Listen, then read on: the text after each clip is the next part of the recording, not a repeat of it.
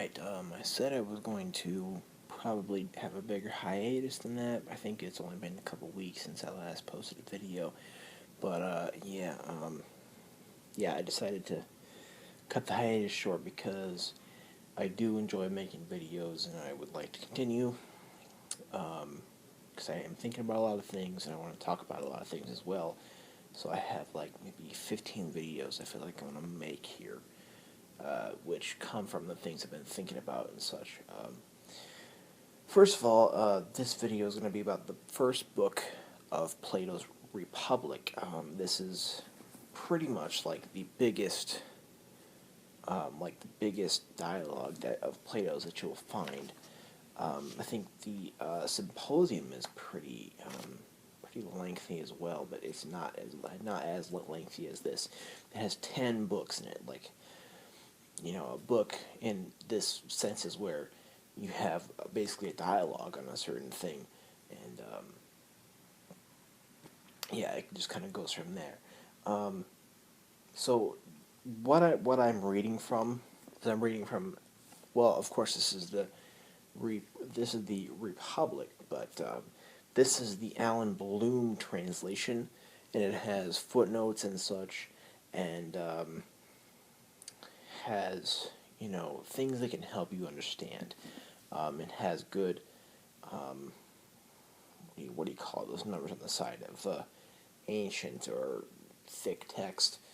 In all of the Platonic dialogues, you will find little numbers on the sides which number the lines. It has that, and it's. I've read a couple of the translations of the Republic, which are a little more, difficult to decipher and understand. But this one is it's very clear. It's in the common language of today, and it's very easy to understand what is going on here. So I just want to go over, if I can, basically what I do when I read something. If I'm going to do a video for it, or if I need to write a paper on it or whatever, what I'll do is I'll read it, and as I read it, I'll take down notes of what I'm reading about. And that's typically like, I'm not going to read from the book because you can read it for yourself. I want to give some kind of a little helper to just kind of, guide, I guess, this little reading of Plato's Republic. And I plan on doing this with hopefully at some point all of his dialogues, because I really want to. For some time I've wanted to go back to Plato and start reading that, because it's been a while since I've took ancient philosophy, so I haven't read it for a while.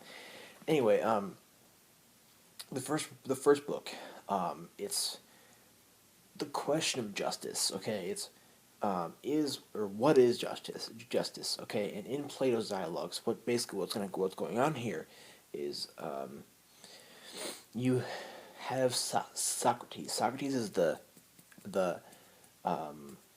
speaking head. It's the mouth from which Plato talks. It's the way Plato gives his opinions. Plato, engaged with Socrates, and when Plato was Socrates' pupil, and the way he writes his dialogue is by way of including Socrates as the giver of Plato's opinions, and the other people that he conversed with, like Glaucon, Polemachus, Cephalus, and Thrasymachus, and all those, and to create this really good dialogue that is really nice to read. So I just want to kind of go about and discuss here what has gone on here, and it's kind of really neat to read it, because it's typically, like, beyond Plato, there's only a couple other works within the history of philosophy that I can think of that are dialogues. That would be George Berkeley's 3 dialogues between Hylas and Philonous, as well as Hume's dialogues concerning natural religion, and I can't think of any other ones that are dialogues besides that. Anyway, so the question is, what is justice?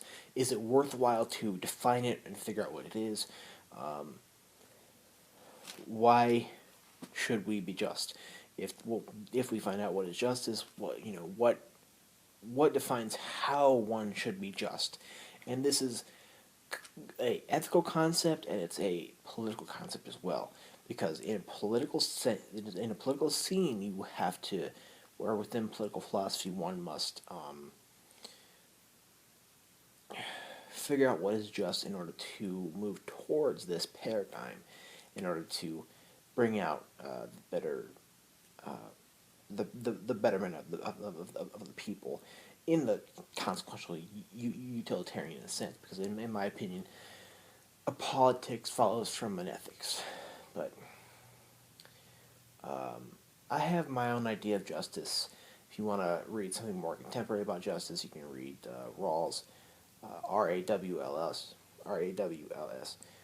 But I have my own idea of what justice is, and I think of it as virtue.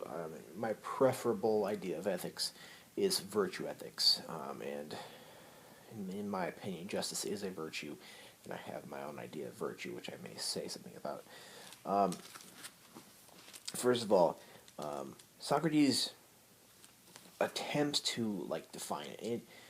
In the first book, he gives a couple weak arguments about what justice is, but mostly what he does is he will ask Polemachus, Cephalus, Thrasymachus what justice is, and he'll say no, but what about this, this, and this, and will refute it. But he doesn't really come to a good definition on his own in the end of this book, of book one, not the whole book, but in the rest of the books he does develop a nice rich theory and a nice thick theory with lots of really good things in it. Anyway, so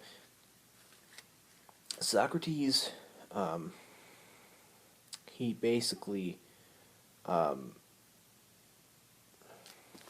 brings the whole discussion at the end of the first book into a stalemate of argument, if that can happen. And in this case, it does happen, in where basically in dialogue you're going to try to, you're going to discuss things in order to bring about a better understanding of certain things, and become get a better understanding and have more certainty about a certain thing. In this case, about justice, and in this case, we have a stalemate at the end. What justice is at the end of this book doesn't really become any clearer, and more doubt is revealed than certainty. So but there are lots of really good things following this. So it's all fine, fine and good. I plan on making a video about each of the books, so there will be 10 videos in all on this, and there will be a good discussion on the cave analogy here in this little video series as well. Okay.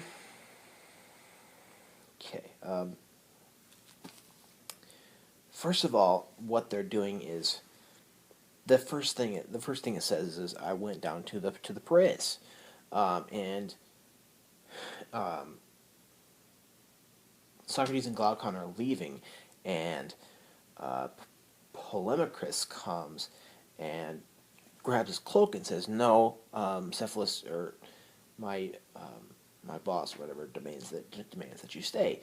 And then they stay and they talk to Cephalus. That's kind of a paraphrasing, but the first little part of it is not really philosophical. It's just kind of talking about what's happening. And in this case, it's kind of talking about it's a first person, and it's from Socrates. So Socrates is this first person. The dog's doing some funny things. Sorry. He's trying to sleep, and I'm talking, so he's probably not happy. Except he's laying on his back like that. Anyway, so he starts talking to Cephalus. Cephalus is very old. He's very old for that time, and he is retired. He has lots of money. He has had a good inheritance, and they start talking about that. They start talking about, well, how what are how do you live your life? how is one just when he's attached to money, or how is one attached to money? Are you attached to money? Blah blah blah. So this question about old age and money, and whether an old man, or whether how a man is with relation to how much money he has, turns into a question about justice, um, as to how as to the way a person's character is. Um, that's just a brief way to say it. Now, I highly recommend reading this to have any good, I guess, understanding of philosophy. I read only a few parts of this when I took ancient philosophy, so I'm going to be reading a few books in this thing that I have not read in depth before. Um, Justice according to Cephalus. So basically, we get these definitions. Justice according to Cephalus. These people other than Socrates do give their own definitions, but and then Socrates basically knocks them down. Cephalus states that justice is living within legal obligations and being honest. Um, so if you adhere to your legal obligations and are honest in all of your dealings with people in the world, then you are just. Socrates says no, and he gives the analogy of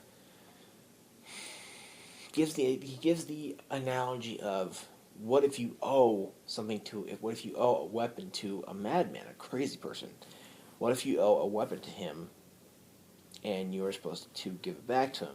If you give it back to him, you are putting people's lives in danger. You could possibly cause harm to the good. The good is a form that's very high on the hierarchy of forms in Plato's ontology.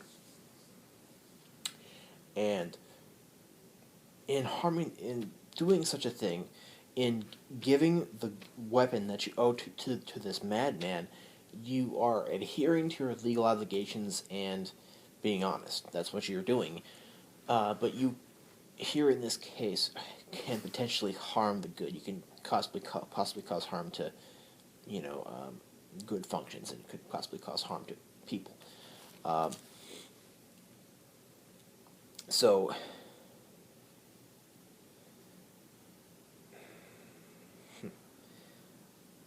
it jeopardizes lives, and this is really can't work because justice is supposed to be a virtue, and it can't really do this if it's supposed to be a virtue. Um, Polemarchus says that justice is owing friends. So if you adhere to your legal obligations and are honest in all of your dealings with people in the world, then you are just. Socrates says no, and he gives the analogy of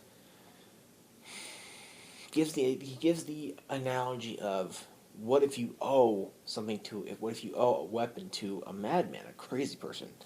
What if you owe a weapon to him and you're supposed to give it back to him?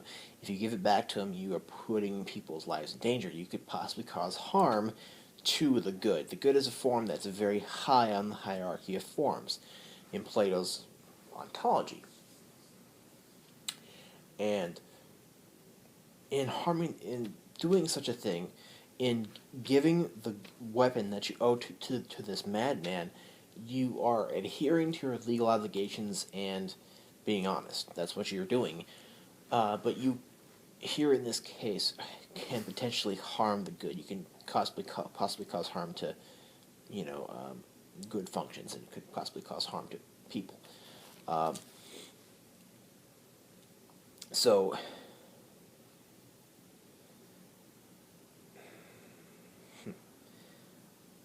it jeopardizes lives, and this is really can't work because justice is supposed to be a virtue, and it can't really do this if it's supposed to be a virtue.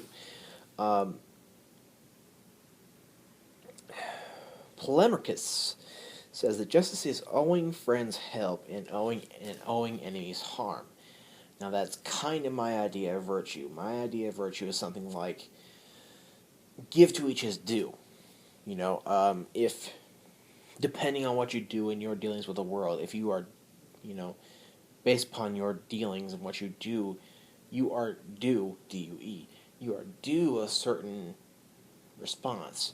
If you are, ethically virtuous and responsible, then you have a relatively good due, and vice versa and such. Socrates says no, because the judgment of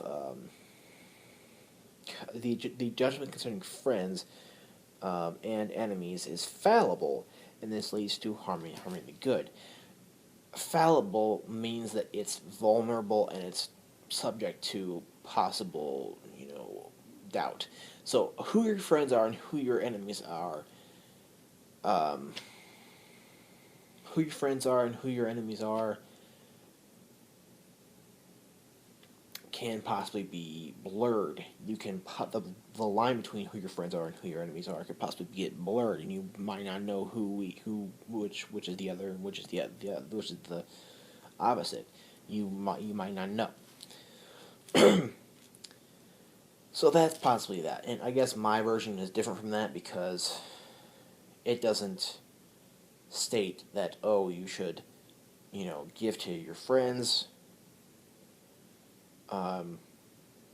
help and your enemies harm, because it's merely giving to each his due, and one of your friends could possibly have done something bad within his dealings in the world apart from his dealings with you, and he could have a bad or not good thing that is due to him. Thrasymachus says that justice is the advantage of the stronger, and this is a bigger one here.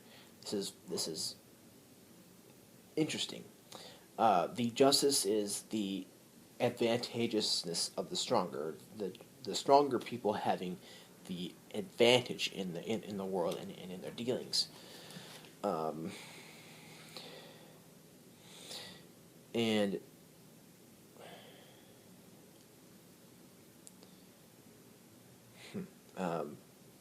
then the question he also might.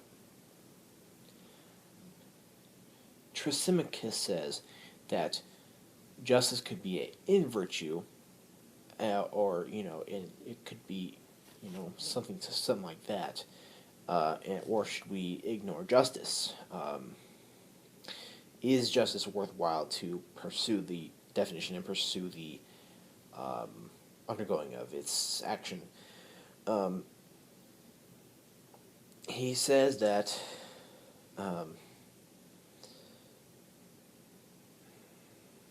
it doesn't really help someone to be just. Being just doesn't really help your cause any. That's probably what I think about a utilitarian idea, that doing a certain virtue or a certain thing doesn't maximize the good for you, or doesn't maximize utility, then there's no reason to do it. So it could be in virtue, it could be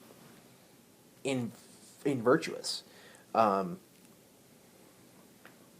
or the virtue could be injustice itself, because injustice could possibly promote something that promote your own thing, because it's probably worthwhile for you. That's kind of a difficult one there, because I think it's neat because it's paired with some utilitarian ideas, and that's just kind of neat to think about what he says. Socrates says that injustice cannot be a virtue because it is contrary to wisdom, and a wise man never seeks to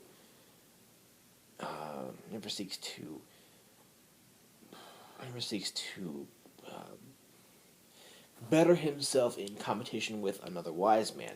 Thus, somebody within the same field, thus a philosopher, in Socrates' case, would not seek to beat out a philosopher to better himself against a philosopher. Same with some of the field.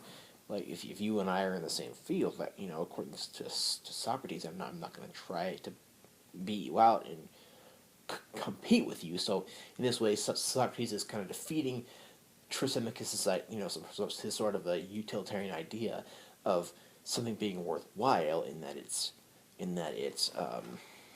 doesn't really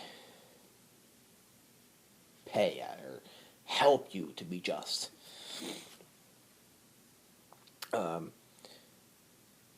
Socrates says that justice is adherence to certain rules which enable a group to act in common. So it's binding rules within a group, and which people adhere to in order to have a common action within this group. And in order to achieve one of the goals of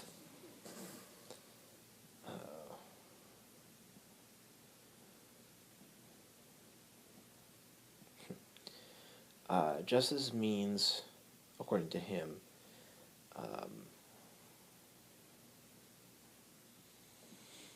cannot read my handwriting for the life of me. What is wrong with me? Justice means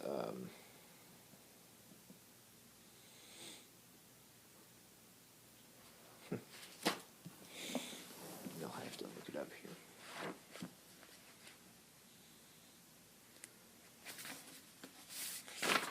Why don't I just read the end of the first book, because I cannot read my damn handwriting. What is wrong with me?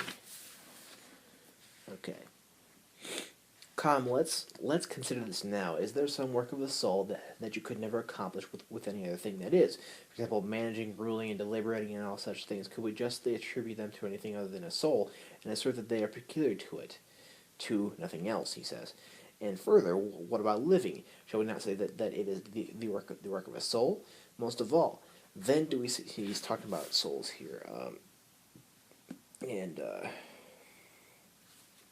Whatever virtue it may be, I'm not asking, but whether their work with the things be done by them will be done well with proper virtue and badly with vice. Then, Thrasymachus, will a soul ever accomplish its work well if deprived of its virtue, or is that impossible?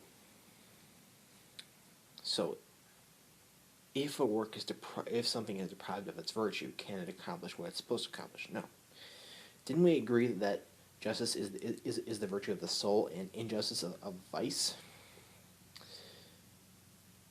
We did so agree. Then the just soul and the just man will have a good life, and the unjust man a bad one. It looks like it, according to your argument.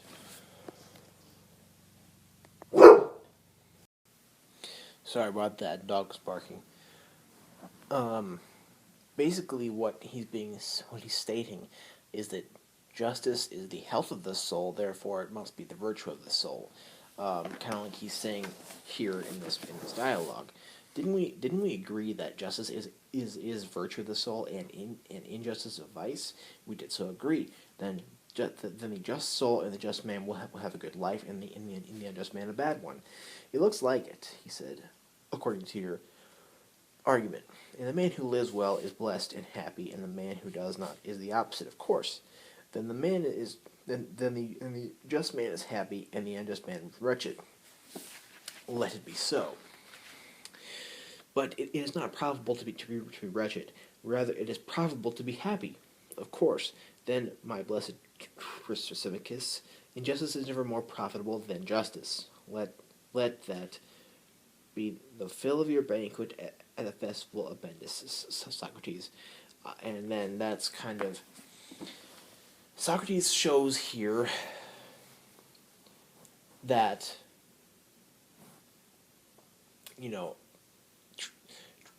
Thrasymachus has a very utilitarian argument, and so does Socrates, but it's more... Socrates kind of, turned the whole thing around on him and said, hey, it is never profitable to be unjust. So, if justice was, or if justice was a virtue, or if injustice was a virtue, or if justice was not a virtue, and we were still going to go about it. Thus not being virtuous, basically, is what's being done here. He's saying that that's probably the more profitable way to go, because it's not worthwhile for one to be just, and it doesn't really help you. It doesn't help your cause. So then, does one be unjust? Does one not be virtuous then? Socrates basically says that virtue is the health of the soul. Therefore,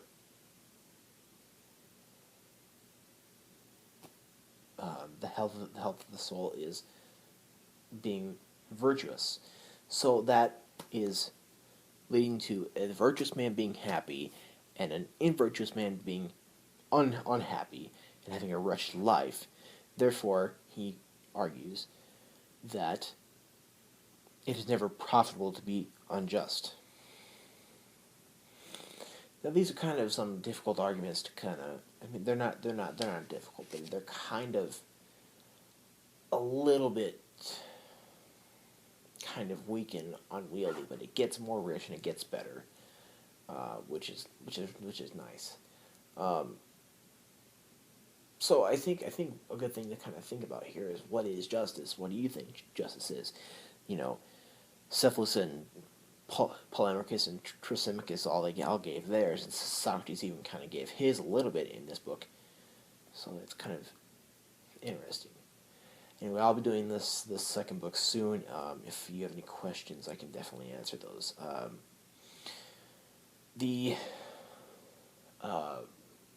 When I get a comment on a video, I don't immediately get it. I don't immediately see it. I don't immediately get it because of the new Google Plus incorporation.